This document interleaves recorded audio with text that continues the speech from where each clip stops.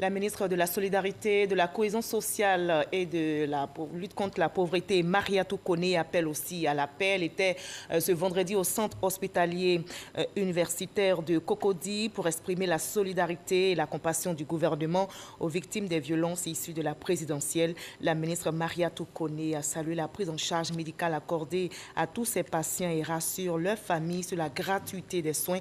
Elle a invité tous les Ivoiriens à cultiver la paix. Le gouvernement ivoirien continue d'être solidaire des victimes des violences qui ont émaillé l'élection présidentielle.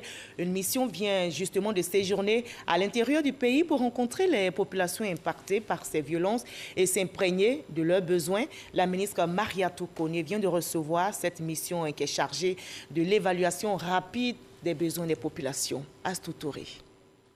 85 morts, plus de 480 blessés, de nombreux dégâts matériels et des déplacés.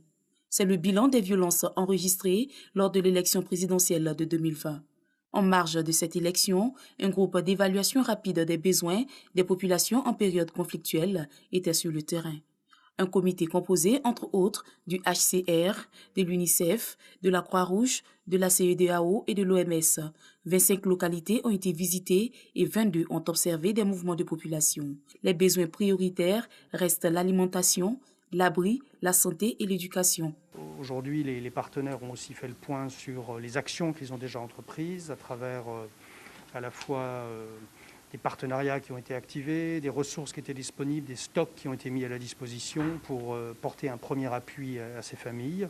Mais nous avons convenu donc de mettre à jour ces besoins avec une liste exhaustive et de continuer de travailler avec le gouvernement pour venir en aide le plus rapidement possible auprès de toutes les familles qui sont concernées. Occasion pour Mariatou Koné de rappeler la nécessité d'aller à la paix. La ministre de la Solidarité entend tout mettre en œuvre pour favoriser le retour des déplacés vers leur milieu d'origine. L'État fera tout pour être aux côtés des victimes.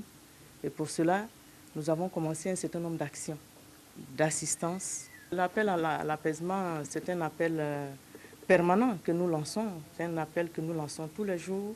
Nous n'avons qu'un seul pays, nous devons faire en sorte que le pays ne brûle pas. Nous devons faire en sorte que les acquis que nous avons obtenus en matière de cohésion et de réconciliation soient préservés et que nous puissions vivre ensemble malgré nos différences parce que, au-delà de la politique, nous demeurons frères et sœurs. Selon le groupe d'évaluation rapide, 5 530 personnes se sont déplacées du fait des violences, certains à titre préventif, d'autres pour fuir les violences intercommunautaires.